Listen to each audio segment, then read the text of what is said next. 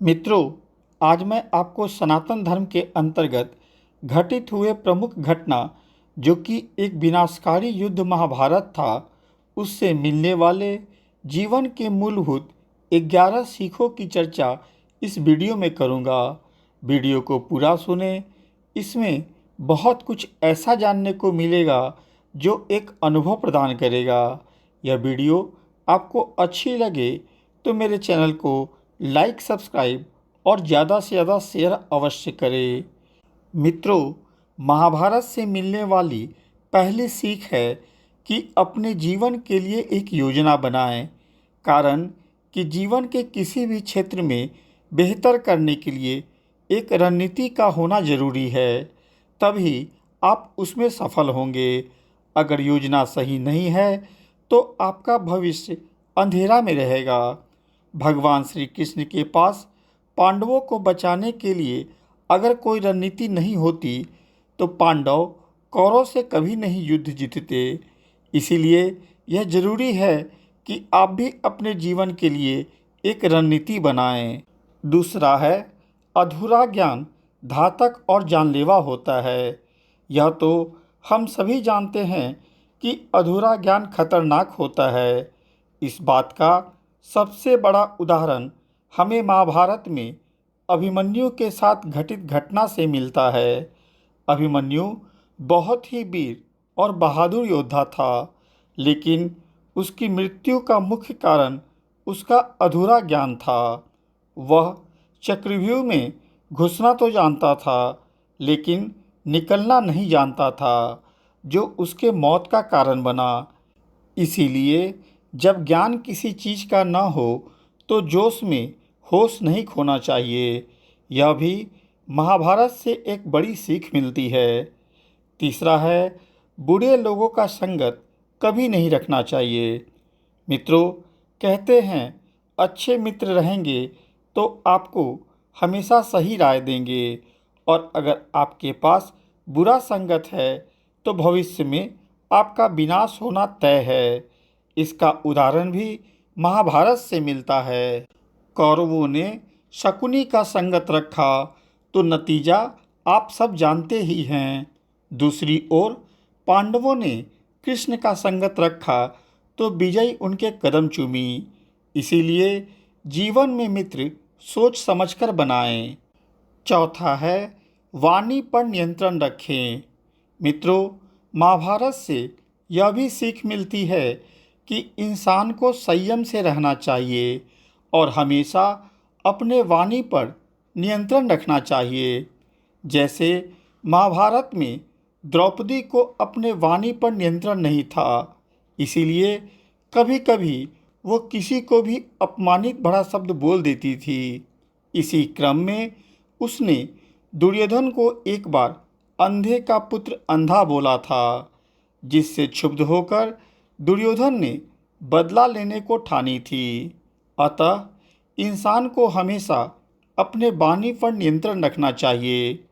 पांचवा है, ज्ञान एवं शिक्षा का उपयोग सही जगह करें।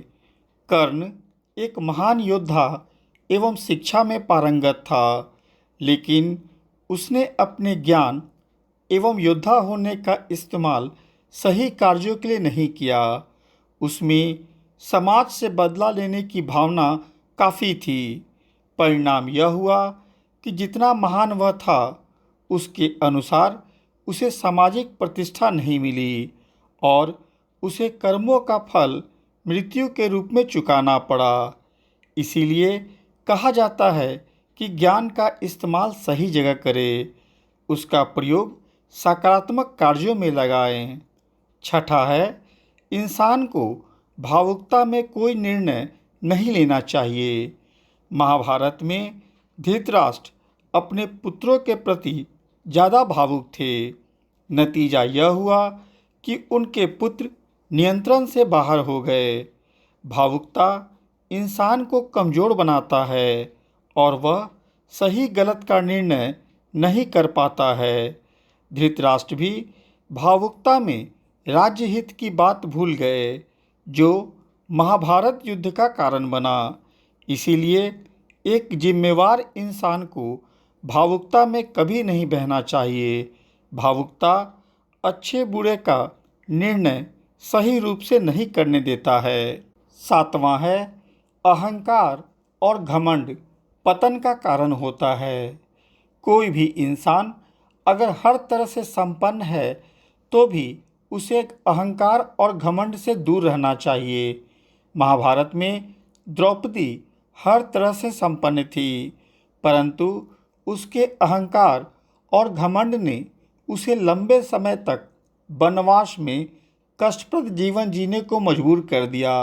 साथ ही जिस अम्बा का जीवन भीष्म के कारण बर्बाद हुआ, उसने शिखंडी के रूप में जन्म लेकर भीष्म से बदला लिया। इसीलिए इंसान को जीवन में कभी भी अहंकार और घमंड नहीं करना चाहिए। यह विनाश का रास्ता दिखाता है। 8वां है, संपत्ति के पीछे कभी नहीं भागे, वह किसी का नहीं होता। अधिक लालच इंसान की जिंदगी को नरक बना देता है। जो धन और संपत्ति आपका नहीं है, उसे हड़पने का प्रयास नहीं करे, नहीं तो उसका दंड मिलना तय है। श्री कृष्ण कहते हैं, आज जो तेरा है वह कल किसी और का होगा और परसों किसी और का। जिस चीज़ को पाने के लिए तुम छल कपट का सहारा ले रहे हो, वह तुम्हारी मृत्यु के बाद यही रह जाएगा। साथ जाएगा तो सिर्फ तुम्हारा किया हुआ कर्म, और उसी कर्म का हिसाब किताब ऊपर होगा।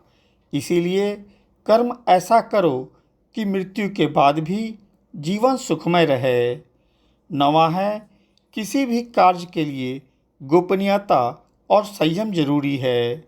महाभारत हमें सिखाता है कि जीवन हो या युद्ध, सभी जगह गोपनीयता जरूरी है। यदि आप भावना में बहकर किसी व्यक्ति को अपने जीवन का राज बता देते हैं, तब आप कमज़ोर हो जाएंगे। महाभारत में ऐसे कई मौके देखने को मिले जब महाबलियों ने अपने शक्ति का राज बता दिया, जिसके कारण उन्हें हार का सामना करना पड़ा। दुर्योधन, भीष्म और बार्बरिक ऐसे कई योद्धा थे जिन्होंने अपनी कमजोरी उजागर कर दी थी और वही उनके मौत का कारण बना। इसीलिए इंसान को हमेशा अपने गोपनीय बातों को भावना में बहकर उजागर नहीं करनी चाहिए। 10वां है, हमेशा सत्य का साथ दो। मित्रों, महाभारत में कौरवों की सेना पांडवों की सेना से कहीं ज़्यादा शक्तिशाली थी। एक से एक योद्धा कौरवों के साथ थे, जबकि पांडवों की सेना कमज़ोर थी। परंतु पांडवों की सेना में सबसे शक्तिशाली जो आधार था, वह था सत्य। कहा जाता है कि विजयी उसी की होती है जिसके साथ सत्य होता है। जहाँ सत्य होता है, वहाँ ईश्वर का आशीर्वाद होता है। अतः हमेशा सत्य की राह पे चलना चाहिए। 11वां है, न्याय की रक्षा जरूरी है। न्याय हमेशा उन लोगों के साथ होती है जो शक्तिशाली होते हैं। जिसने सत्य की राह पे चलकर न्याय मांगा है, उसे ईश्वर ने न्याय दिया है। गुरु द्रोणाचार्य ने कर्ण एवं एकलव्य के साथ अन्याय किया था। यही कारण था कि द्रोणाचार्य के प्रिय शिष्य होने के बाद भी कर्ण एवं एकलव्य के सामने अर्जुन सर्वश्रेष्ठ धनुर्धर नहीं हुए। अतः महाभारत हमें यह भी सिखाती है कि जीवन में न्याय के साथ चलना चाहिए। द्रोणाचार्य सर्वश्रेष्ठ गुरु होने के बाद भी उन्होंने अपने शिष्यों के साथ न्याय नहीं किया था। परिणाम यह हुआ कि एकलव्य के साथ अन्याय की घटना ने उनके सफल गुरु होने पर सवालिया निशान लगा दिया। मित्रों, ऐसे कई उदाहरण महाभारत में मिलते हैं जो हमें एक सफल जीवन जीने में सीख प्रदान करते हैं। अगर आप महाभारत को ध्यान से पढ़ेंगे तो आदर्श जीवन जीने का मूल मंत्र भी मिलेगा। उम्मीद है मेरी यह बातें आपको अवश्य पसंद आई होगी। अगर पसंद आई हो तो कृपया मेरे चैनल को लाइक, सब्सक्राइब और शेयर अवश्य करें। साथ में बेल बटन भी दबा दें ताकि अगली वीडियो आते ही आपको सूचना मिल जाए। धन्यवाद।